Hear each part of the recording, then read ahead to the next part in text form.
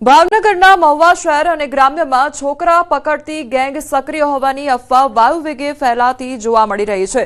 સ્કૂલે જતા બાળકોને એકલા ન મોકલો, શંકાસ્પદ વ્યક્તિ દેખાય તો તરત પોલીસને જાણ કરવી જેવા મેસેજીસ ફરતા થયા હતા।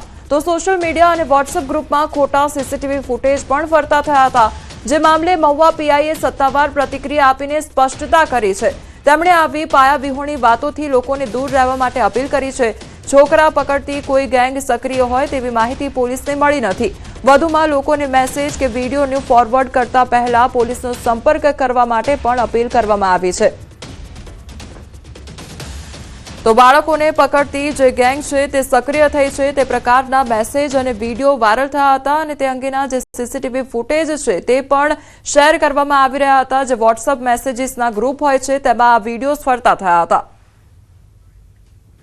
એવો દાવો કરવામાં આવેલો કે આ છોકરા પકડવાવાળી ગેંગ આવેલી છે અને વાલીઓમાં ભયનો માહોલ, તે બાબતે પોલીસે ખરાઈ કરતા આવી કોઈ પણ પ્રકારની ઘટના બનેલ નથી, તેમજ આવી કોઈ પણ પ્રકારની ફરિયાદ મહુવા ટાઉન પોલીસ સ્ટેશનમાં આવેલી નથી। જેથી કરીને ખાસ જણાવવાનું કે આવી કોઈ પણ ઘટનાને સોશિયલ મીડિયામાં શેર કરતા પહેલા પોલીસનો સંપર્ક કરવો ખૂબ જરૂરી છે। સંવાદદાતા નીતિન અમારી સાથે જોડાઈ ગયા છે। નીતિન, છોકરા પકડતી જે ગેંગ સક્રિય થઈ છે તેવા મેસેજીસ ફરતા થયા હતા, આખરે શું તપાસ ચલાવવામાં આવી રહી છે આ અફવા પર? ચોક્કસ વાત કરીએ તો ભાવનગર જિલ્લાના જે મહુવા પંથકના શહેર અને ગ્રામ્ય વિસ્તાર છે તેમાં છેલ્લા ઘણા સમયથી જે બાળકો છે એટલે કે છોકરા પકડવાની ગેંગ સક્રિય હોવાના સમાચાર છે તે વાયુ વેગે સોશિયલ મીડિયાના માધ્યમથી પ્રસરેલા હતા અને આ બાબતે સ્થાનિકોમાં પણ ભયનો માહોલ છે તે જોવા મળતો હતો। ત્યારે આ સમગ્ર બાબતને લઈને પોલીસ હરકતમાં આવી હતી અને સમગ્ર બાબતને લઈ અને પોલીસે જે સ્થિતિ હતી તે સ્પષ્ટ કરીને લોકોને જો આ અંગે સ્પષ્ટ મેસેજ આપ્યો છે કે આ તદ્દન વાત છે તે ખોટી છે, પાયાની વાત છે અને આવી કોઈ કોઈ ઘટના છે તેવી સામે આવી નથી। અત્યાર સુધીમાં કોઈ બાળકનું અપહરણ થયું અથવા તો બાળકને પકડી જતું હોય તેવા કોઈ મેસેજ અથવા તો તેવી કોઈ પોલીસ ફરિયાદ નોંધાઈ નથી। જેથી આવી વાતોથી દૂર રહેવું અને જો આવું કોઈ સામે આવે તો પોલીસને તરત જાણ કરવું એટલે જેથી પોલીસ છે તે એક્શનમાં આવી શકે અને તેના પર કાર્યવાહી કરી શકે। જી નીતિન, સમગ્ર માહિતી બદલ આપનો આભાર। તસ્કરોએ તો હવે ભારે કરી છે। બેફામ બનેલા તસ્કરોએ હદ કરી દીધી છે। સુરેન્દ્રનગરના લીંબડીના રાસ્કા ગામની સીમમાં ચોરીની ઘટના સામે આવી છે। અજીબો ગરીબ આ ચોરીની ઘટના જોવા મળી છે, જ્યાં તસ્કરો 80 થી વધુ વીજપોલ પરથી વાયર કાપીને ચોરી કરી ફરાર થઈ ગયા છે। ખેતીવાડી માટે આપવામાં આવતા વીજ પુરવઠાની લાઇનમાંથી વીજ વાયરની ચોરી કરી તસ્કરો છોમંતર થઈ ગયા। તો ખેતરોમાં વીજ પુરવઠો ન મળતા વીજ વાયરની ચોરી અંગે ખેડૂતોને જાણ થઈ હતી, જે બાદ ખેડૂતોએ પોલીસને જાણ કરતા પોલીસ કાફલો ઘટનાસ્થળે દોડી જઈ તપાસનો ધમધમાટ શરૂ કર્યો હતો। સિંચાઈ માટે વીજ પુરવઠો ન મળતા ઉભો પાક સુકાવા લાગે તેવી શક્યતા છે, તો વીજ તંત્ર દ્વારા તાત્કાલિક વીજ પુરવઠો શરૂ કરવાની કાર્યવાહી કરવામાં આવે તેવી પણ ખેડૂતોની માંગ ઉઠી છે। તો અજીબો ગરીબ ચોરીની આ ઘટના સામે આવી છે કે જ્યાં ચોરો દ્વારા જે વીજ થાંભલા પર લાગેલા વીજ વાયર હતા તેની ચોરી કરી દેવામાં આવી છે, તો જેના કારણે ખેડૂતો હવે હેરાન પરેશાન થઈ રહ્યા છે। વીજ પુરવઠો ફરી એકવાર કાર્યરત કરવામાં આવે અને સમારકામ કરવામાં આવે તેવી ખેડૂતોની માંગ ઉઠી છે, કારણ કે ખેડૂતોનો જે પાક છે તે સુકાઈ જવાના આરે આવ્યો હોય તે પ્રકારની પરિસ્થિતિનું નિર્માણ થયું છે। તો સુરેન્દ્રનગરની આ ઘટના સામે આવી છે કે જ્યાં તસ્કરો દ્વારા ચોરીને અંજામ આપવામાં આવ્યો હતો અને અજીબો ગરીબ ચોરીની ઘટનાને અંજામ આપવામાં આવ્યો છે, કારણ કે વીજ થાંભલા પર લાગેલા જે વીજ વાયરો હતા તેની ચોરી કરી દેવામાં આવી છે અને જેના કારણે વીજ પુરવઠો બંધ થઈ ગયો છે। તો ખેતરોમાંથી જે વાયરો જતા હતા તે કાપી કાઢવામાં આવ્યા અને તે વાયરોની જ ઉઠાંતરી કરવામાં આવી છે, જેના કારણે વીજ પુરવઠો બંધ થઈ ગયો છે અને તેના કારણે ખેડૂતોની હાલત કફોડી બની છે। તો તે લોકોને પાણી મળતું નથી, તેના કારણે ખેડૂતો હેરાન પરેશાન થયા છે। તો અમારી સાથે હાલ પૂર્વ સરપંચ લખધીરસિંહ જોડાઈ ગયા છે। લખધીરસિંહ, સૌથી પહેલા તો આપનું ન્યૂઝ 18 ગુજરાતીમાં સ્વાગત છે। લખધીરસિંહ, હવે આ ચોરીને અંજામ કેવી રીતે આપવામાં આવ્યો હતો તેને લઈને કોઈ પણ પ્રકારની માહિતી આપની પાસે હોય અથવા તો ખેડૂતોને અત્યારે કયા પ્રકારની હાલાકી વેઠવાનો વારો આવ્યો છે? ભાગ્ય અને ખેડૂતો લાઈટ ચાલુ કરવા ગયા હતા તો જોવામાં આવ્યું તો વાયર બધા તૂટી ગયેલા હતા, એટલે મને જાણ કરી। ત્યાં હું સ્થળ ઉપર પહોંચી ગયો એટલે મેં જોયું તો વાયર નહોતા એટલે મેં જીઈબી ઓફિસે અને પોલીસ સ્ટેશને જાણ કરી એટલે ત્યાંથી જીઈબી ઓફિસે પોલીસ સ્ટેશન બધા અધિકારીઓ આવ્યા. મેં એમની સાથે વાત કરી ભાઈ રાતનો બનાવ બની ગયો, ચોરી આશરે 80 થી 90 પોલના તાર વહી ગયેલા છે.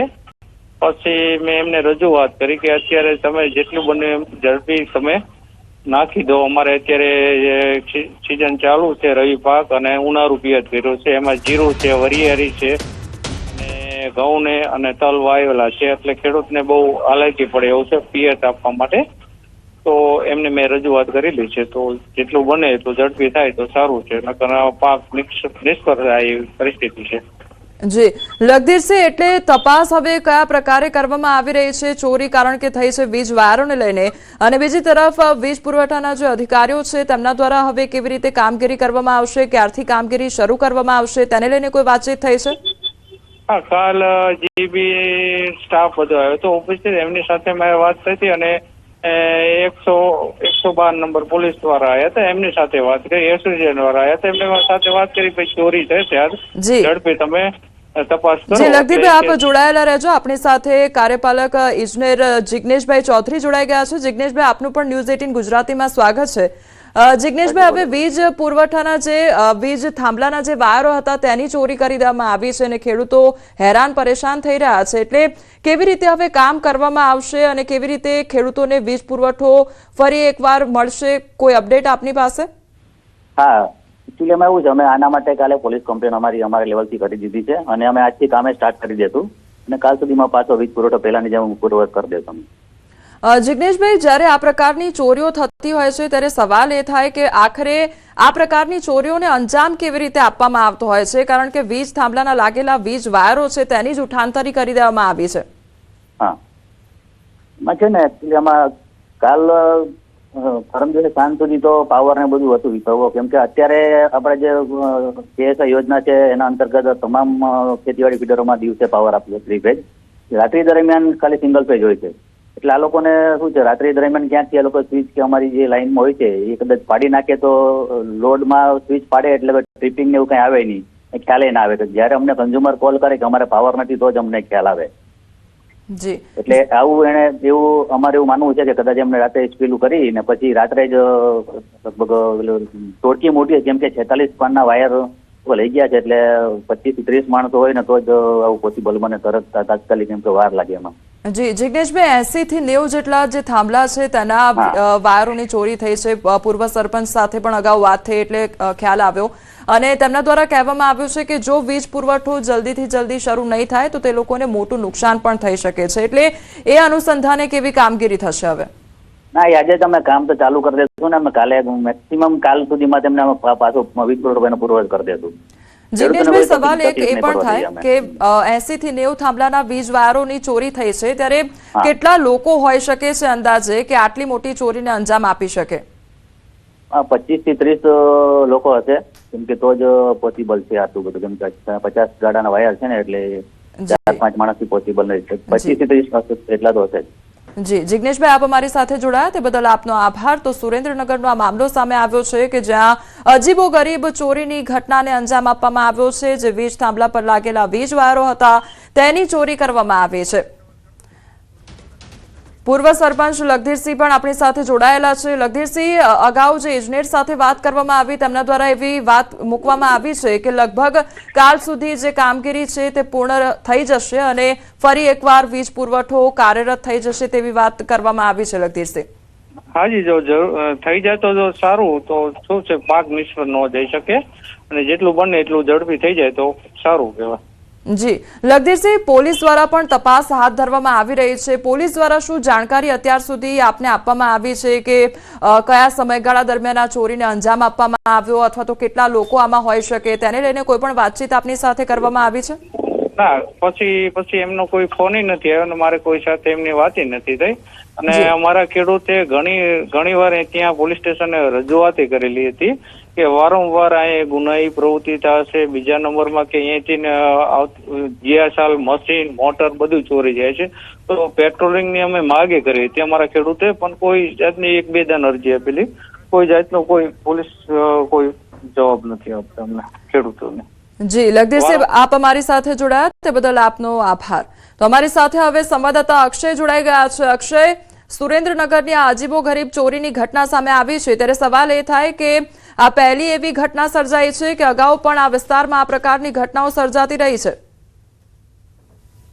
વાત કરો તો સુરેન્દ્રનગર જિલ્લામાં જે વીજ પોલ છે એના પરથી વીજ વાયર ચોરીની આ છેલ્લા એક વર્ષમાં અંદાજે ત્રીજી થી ચોથી ઘટના છે. અગાઉ પાટડી તાલુકામાં તેમજ ચોટીલા તાલુકામાં આ પ્રકારની જે ઘટના છે બની ચૂકી છે, પરંતુ ત્યાં ઓછા વીજ પોલ પરથી વીજ ચોરીની જે છે વીજ વાયરોની ચોરીની જેની ઘટના બની હતી. પરંતુ આજે રાસ્તા ગામની સીમમાં જે ઘટના બની છે, એક સાથે 80 થી વધુ જે વીજ પોલ છે તેના પરથી વીજ વાયરની જે ચોરી કરવામાં આવી છે, તે ક્યાંક ને ક્યાંક જે લીંબડી પોલીસ છે એને ચોક્કસથી તસ્કરોએ પડકાર ફેંક્યો છે. અને જે જગ્યા પર ચોરીની ઘટના બની છે તે લીંબડી પોલીસ મથકથી અંદાજે 5 થી 10 કિલોમીટરના સરાઉન્ડ એરિયામાં આ જગ્યા છે આવેલી છે. છતાં પણ પોલીસના નાક નીચેથી કહી શકાય કે તસ્કરો છે એ 80 થી વધુ વીજ પોલના વાયરો ઉતારી ગયા છે અને પોલીસને ક્યાંક ને ક્યાંક ખુલ્લો પડકાર ફેંક્યો છે.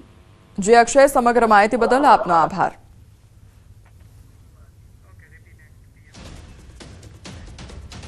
પ્રધાનમંત્રી નરેન્દ્ર મોદીનો ઇઝરાયલ પ્રવાસ યાદગાર બની રહ્યો. પીએમના પ્રવાસને ઇઝરાયલ હજી પણ વાગોળી રહ્યું છે.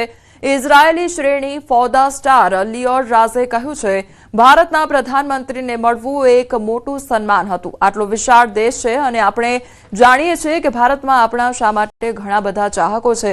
તેઓએ કહ્યું કે ભારતના પ્રધાનમંત્રી તરફથી આ સન્માન મેળવવું એ અમારા માટે ખૂબ જ આનંદની વાત છે કે તેઓ તમારા દેશમાં અભિનય, નિર્માણ અને કલાને કેવી રીતે સમર્થન આપે છે. મને લાગે છે કે આ એવી વસ્તુ છે જે આપણે આપણા દેશમાં પણ કેવી રીતે કરવું તે શીખવું જોઈએ.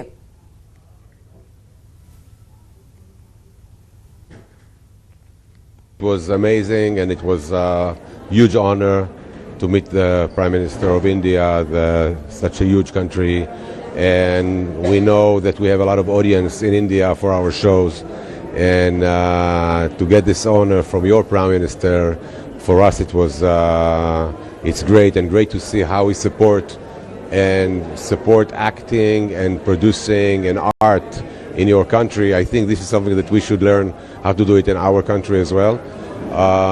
And we would love to collaborate again. My show Fauda was Netflix premiered Fauda 4th season in Goa Film Festival. We would love to come back and to do it again.